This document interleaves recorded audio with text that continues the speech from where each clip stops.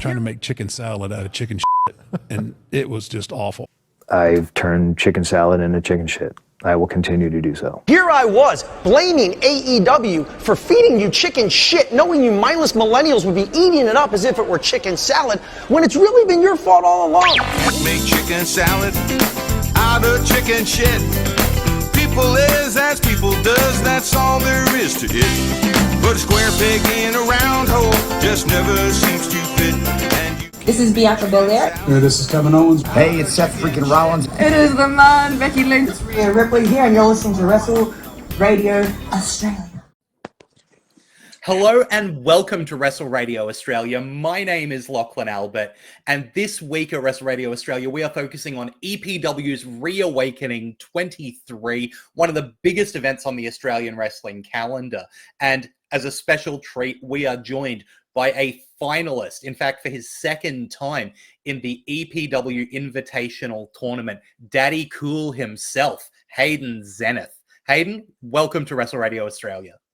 Namaste, Lachlan. Thank you so much for having me here today. I am super pumped. Big fan of Wrestle Radio Australia, and yeah, it's a pleasure to be here. So that means a lot. Look, I want to jump straight in on this because, as we mentioned there, this is your second time being in the finals of the EPW Invitational tournament at ReAwakening. It's been 10 years since the first time, and you're going in against, to the best of my knowledge, someone that you've never faced in ring before in Chris J. Lazarus. What's the headspace like going into that match? Good question. So, yeah, I've never wrestled Chris J. Lazarus. It's funny because there's a big contrast between the two different blocks of the Invitational tournament. So if anyone doesn't know, the tournament this year was unlike any other. Started at the beginning of the year. There were two separate groups of 5, and then the finalists of those two groups face off against each other. And in my group, I feel like we were the real, I'll call us the workhorse block. Everyone was really pushing themselves to their limits. A lot of guys in my block that have been seeking opportunities for a really long time, and this was like their opportunity to be able to show what they can do.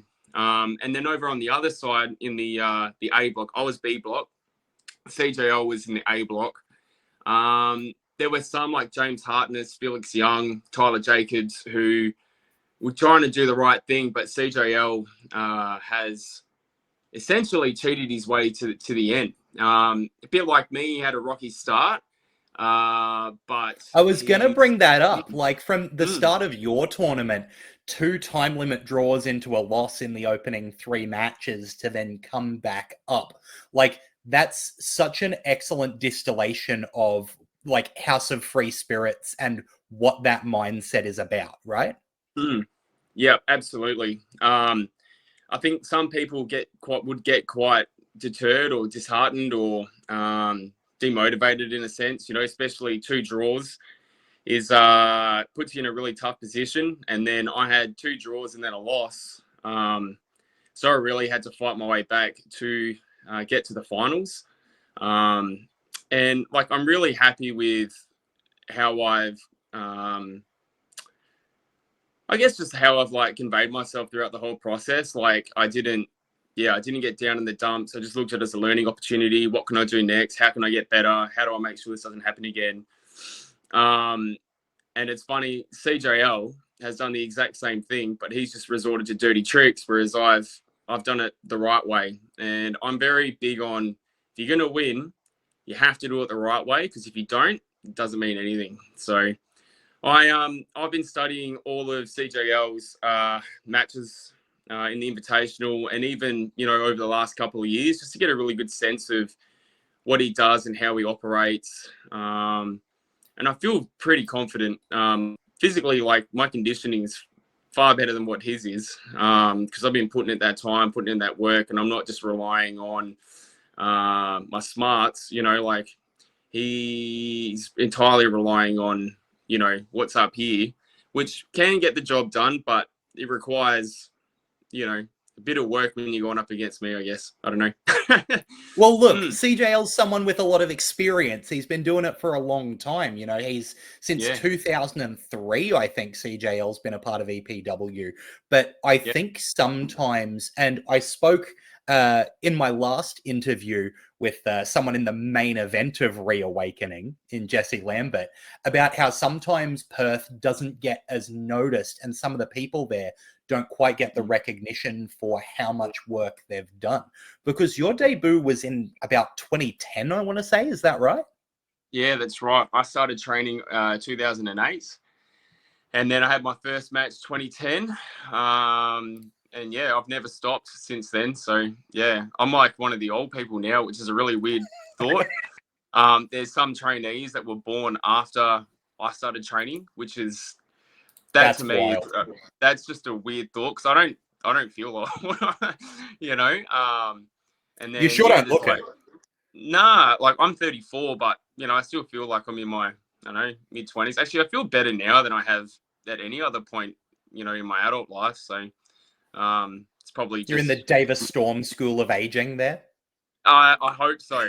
Not many people age as well as Davis Storm. If I could age as gracefully as he does, I'd be quite happy. Yeah. Well, you know, let's rewind then 10 years and talk about your history in the Invitational tournament. And speaking of Davis Storm, in order to get to the finals of the Invitational tournament 10 years ago, you had to beat Dave in the semis. And then, you know, going on and not quite being able to cinch it. Is there a chip on your shoulder about that? I don't know if there's a chip on my shoulder, so to speak. For me, it was at that time, I was 23, 24. I would have been 24. And I just wasn't ready for that spotlight. Because at that point I had been in a massive feud with then The Solution, which was a group of Davis Storms. And, you know, I'd had EPW championship matches, had been in main events, and it was probably a bit more than what I could really handle at the time. And so in the 10 years since then, my focus went almost entirely into being a tag team wrestler. And when Delcano and I split, I was like, what am I going to do with myself now? I don't want to be in a tag team anymore. Like, I want to do this like on my own. Like, how far can I actually get? And it's just poetic in a sense that, 10 years later, here I am and I'm in the finals.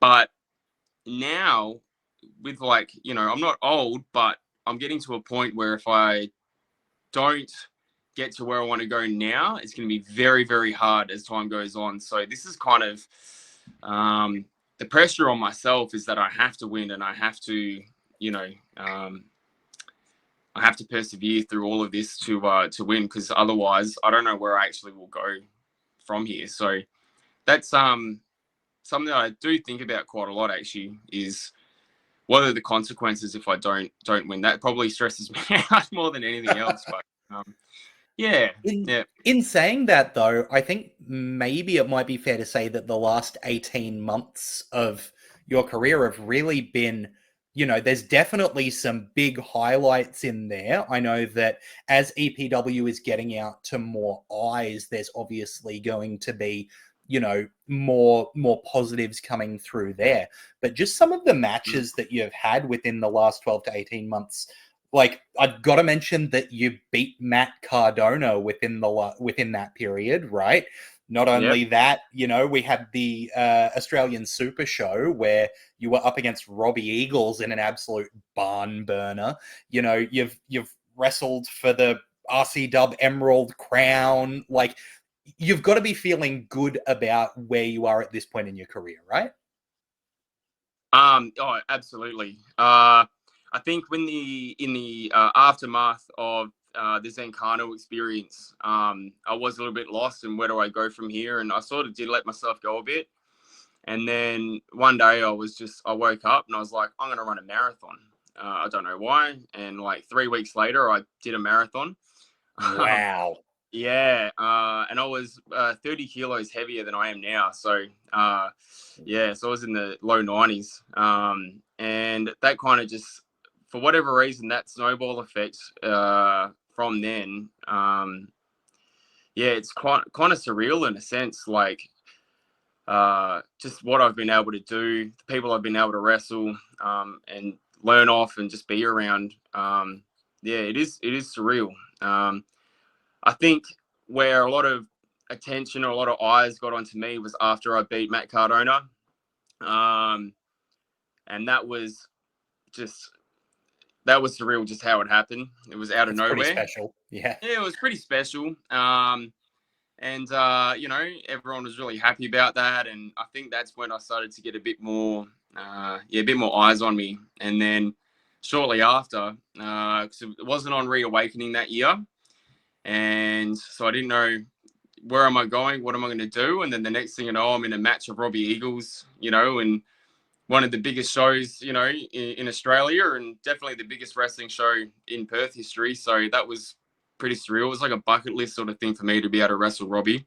Because the last time I faced him was 2013, I think, in a tag match at Newey Pro. So it was, yeah, you know, lots changed since then. So it was, yeah, it was really cool. And then, you know, I've had some wicked matches with Robbie Hart this year, even though he blinded me in one eye, which I will never forgive him for. yeah. And like legitimately, my left eye actually does have damage from the mist, and the eye patch was a fully legitimate thing. I had to wrestle in it. First 3 weeks after he misted me, I had to, you know, at work and what have you, driving with one eye is a very hard task. But somehow, even with one eye, I had some really good matches with Rob. And yeah, actually, I just want to say, if there's one match that I would encourage people to go check out, and I think he's someone who's really slept on, is Chadwick Jackson. And I wrestled him at an EPW School of Pro Wrestling show this year as part of the Invitational tournament. And I think that's a big hidden gem. So if anyone wants to go watch it in its entirety, the Invitational, it's on EPW's YouTube. But any of the matches on the school shows are on the ESPW YouTube, so definitely go check it out. But that match was, yeah, bit of a banger, as the kids like to say. I absolutely agree. And Chadwick's someone that I really enjoy, because that was one of those time limit draws, right, where you two just went at it for 10 minutes. And I love that you know, Chadwick is a big guy who can move, which is just a style of wrestling that I love to see, especially paired up against like a more technical style as well. So absolutely agree that that was a banger. But look, you mentioned that as a recommendation. I asked this question to Jesse Lambert last night, so I want to ask it to you. You've got quite a long career to look back on. As you mentioned, you've got, you know, those EPW school shows that are on YouTube. Over on the Vimeo, there's a lot of EPW out there. If you had to go back and rewatch a match, what's the match you would be most excited out of your career to go back and rewatch? So this match I've never watched back because it meant so much to me that I didn't want it to be tarnished by like viewing it again. And I can't say that for many other matches that I've been like. Usually I watch everything, but this match, it was the EPW Evolution 2014. And it was me, Team Red Can, which was Husey and Adam Banks against David Storm, the Warship, and Richter. So we were in really good company. Classic Solution. One fan vote match of the year, one wrestlers vote for match of the year. And yeah, it's yeah, that's pretty special to have that kind of a lineup in a match. Not sure if Zenith has just dropped out a little bit there, but while he comes back, I do want to recommend everybody, just while you're listening, because we're talking about EPW ReAwakening XXIII, if you are in Perth and you don't have tickets for Willerton Stadium this Saturday, the 14th of December, go get them now. Tickets are available at epwperth.com. There are no gold tickets available, which is not a shock to me.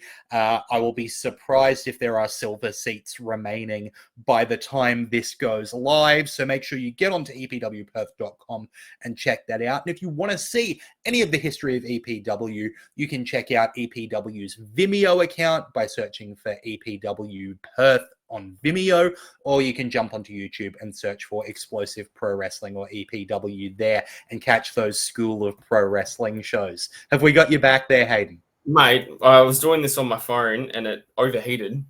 Oh, no. But my laptop's functioning, so here we go. Sorry about that. Great, excellent. Way to adjust on the fly. That was excellent. So absolutely great to hear that awesome little history lesson there. And speaking of working in multi-man and specifically tag matches, I wanted to talk a little bit about your history in terms of, you know, title success, especially as a tag team wrestler. You know, you're a four-time EPW tag champion. You mentioned the Zencano experience just before, which was really fun a couple of years ago. And then circling back even further to Generation Zero, how different does it feel as a wrestler working in a tag team setting to a singles setting?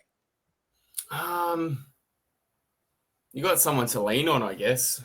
When you're a full-time tag team wrestler, I mean, firstly, your tag partner, like for me and the Don, Michael Morleone, we became best friends. And despite everything that had happened at the very end, we're okay with each other at the moment. But you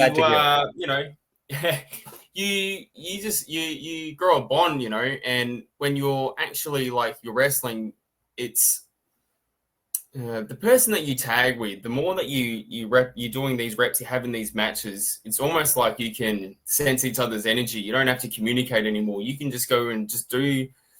You know your thing, so you just go in there and just read each other's minds essentially, and it's you know, and also physically it's less demanding because you got to be on the apron, so you actually get rest time.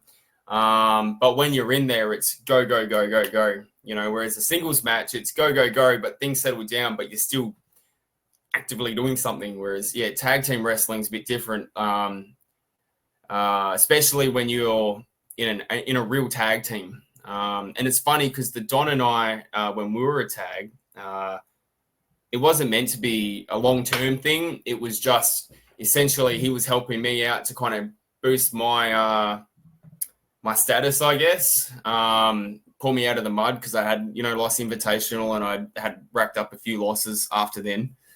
But then just something clicked and I don't know. It's just a totally different dynamic, different psychology, like how you think about what you're going to do and why you're going to do stuff, like how you're going to approach, wrestling whichever opponents and what have you. The game plan going in is different because there's more people and,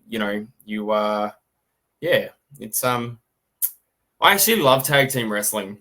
It was really awkward for me going back to doing singles work. Like it took me a little while to kind of get used to not having someone with me, like just me and my opponent. Absolutely. Like that was a really awkward. There was like a little awkward phase where I didn't really know what I was doing anymore because I was so used to tagging all the time. So yeah.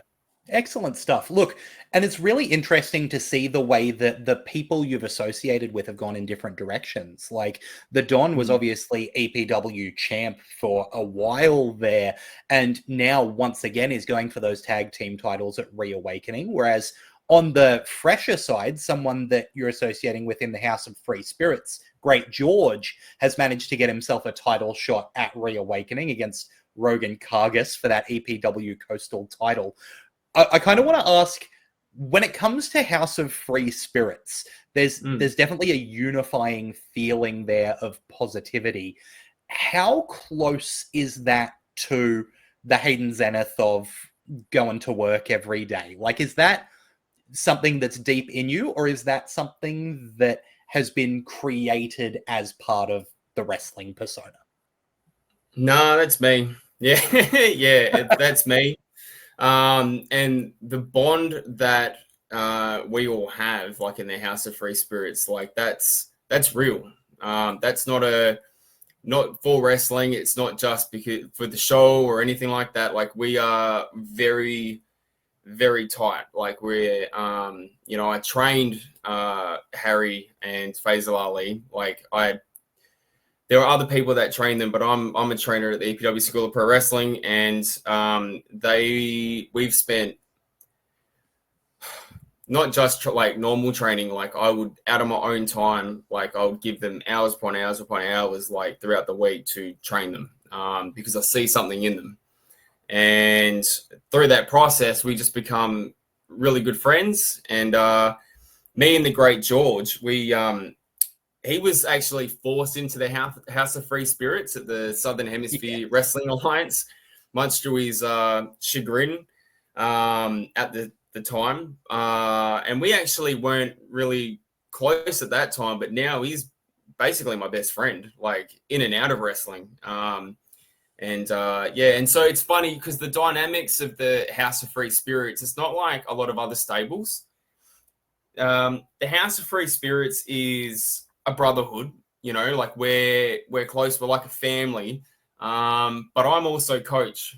And so when we train, I'm probably not as, I definitely am not as happy-go-lucky and, thumbs up. And, I'm actually, the old school way that I was brought up in wrestling, that's what they cop. And it's not for everyone. A little less namaste, a little more nama-go. Yeah, that's right. Yeah. And then the great George, he's also coach as well. He coaches me. I coach him. He also coaches the other two, Faisal and Harry. But he has a far different coaching style. He is very gentle, whereas I am not gentle at all. But as soon as training's done, we're all good. Thumbs up. Like everything's chill. But yeah. I think like other groups and other stables, there's a distinguished, like this is the leader, this is everyone else. What we have in common is that we wrestle, and and so it's just a group of people, a lot of the time. Whereas for us, it's there's a real life bond there. And so I feel like the fans can see that at the events. When they see us at the merchandise stand and stuff like that, they get a real sense of like who we are and who we are to each other as well. So, yeah. That's so awesome to hear. Like that, it really makes wrestling that much more wonderful when you know that these true bonds are getting formed out of it. That's something that I really enjoy. So I'm guessing that you're going to be, and this is something that I said in other interviews, really focused on your match. But when it comes to after the event, I know that there's going to be a lot to watch back from other matches on the card because the show is absolutely stacked. Other than watching your partner, the great George, take that EPW Coastal title, what other matches are you personally looking forward to catching up on after ReAwakening 23? There's David Storm versus Dustin Connors. Officially announced for Go Time. Officially announced for Go Time. And, Stormy has said that, he doesn't know how many more he's got left in him. And so it might be his last reawakening. We don't know. So, that match I'm really invested in seeing. Hopefully Dustin Connors gets his head kicked in. That would be nice. Would be good. But that's something everyone can enjoy. Yeah. But the one match that I will actually go out and watch as the show goes on will be Tyler Jacobs, FN Carnage against James Hartness. For me, Tyler Jacobs is the standard bearer of hard work, of what you're supposed to do when you come into this. Like when I started, he was one of the main people that trained me alongside Shane Hayes. They were the main two, and he was really hard on us, but he really instilled like what real discipline is, and you know, like what the ethics and what's the right way about to go about things, like within wrestling, you know. And for me, like I was pretty, in my teenage years, when I started wrestling, I was going to go either this direction or that direction. I was like, I used to hang around with the wrong people. Like I was definitely not, definitely on the lower end of the socio, you know, class. I was not, you know, and the way that he was rubbed off on me. And so he like literally, actually him and David Storm really shaped the person that I am now as an adult. In a lot of ways, they kind of saved my life, because if I didn't have them when I started, I had no idea where my life would have gone. Yeah, it's just, he means so much to me, and he means so much to EPW. And it's like, I'm glad that he knows when it's time, and he didn't, you know, just hold on for too long. But at the same time, it's really hard to see him go. And what I find really hard actually is that I didn't get to have a match on his last run with him. And so that's one thing. It's like, man, there's one thing I wish I could have had this year over anything else, would have been a match with, you know, FN Carnage. But yeah, that match, man, is going to be next level. And Hartness, oh, he'll bring it. He'll bring it. You know, I wrestled him not too long ago, and boy, he can go. He is money, and I'm really, really excited to see where he goes after Reawakening. You know, hopefully, I want Tyler Jacobs to win, but I think it's important that, you know, James Hartness can get the job done, because what it's going to do for him could be massive, you know. And so, yeah, it's just, I'm really excited for that match. Especially because, like, you know, it really is Hartness with a point to prove versus Jacob's final stand, you know, like, yeah. I think as much as there's so much good stuff on this card, you know, there's the pen with Solomon Blackwell and Damian Slater. There's that triple threat tag match we talked before for the titles, DNT, ATO, the Pulse. The main event for the EPW Championship is Marcus Pitt, Taylor King, Jesse Lambert, and Kingston. Like, it's crazy.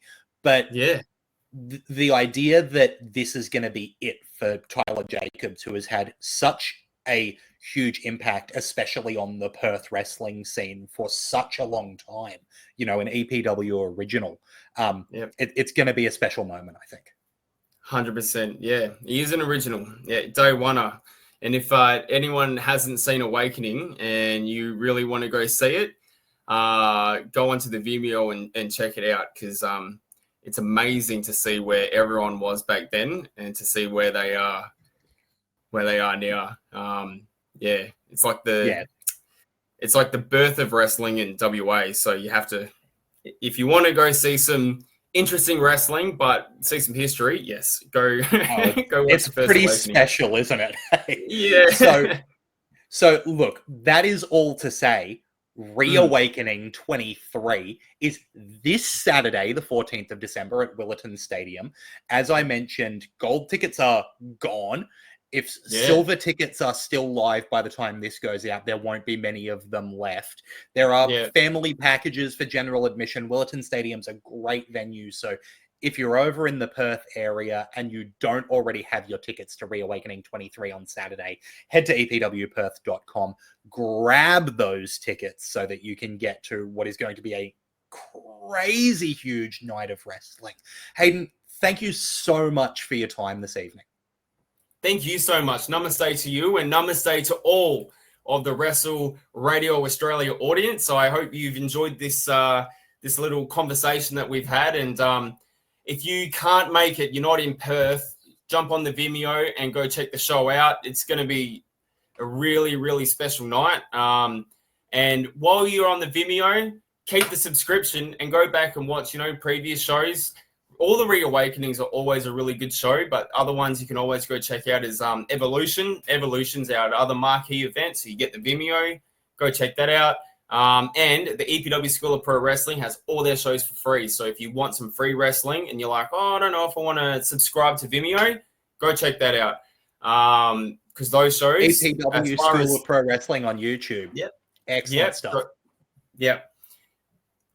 Awesome. Thank you so much. Well, my absolute pleasure. It's been wonderful to have you. Namaste. And to everyone here, stick around on Wrestle Radio Australia, because as we've mentioned, there is going to be another interview that I performed with one of those heavyweight championship competitors, Jesse Lambert, as well as Todd's interview with the man himself, Effin' Carnage, Tyler Jacobs, that'll be going up. So don't miss it, and don't miss Reawakening 23. I've been Lachlan Albert. Till next time, have a good one.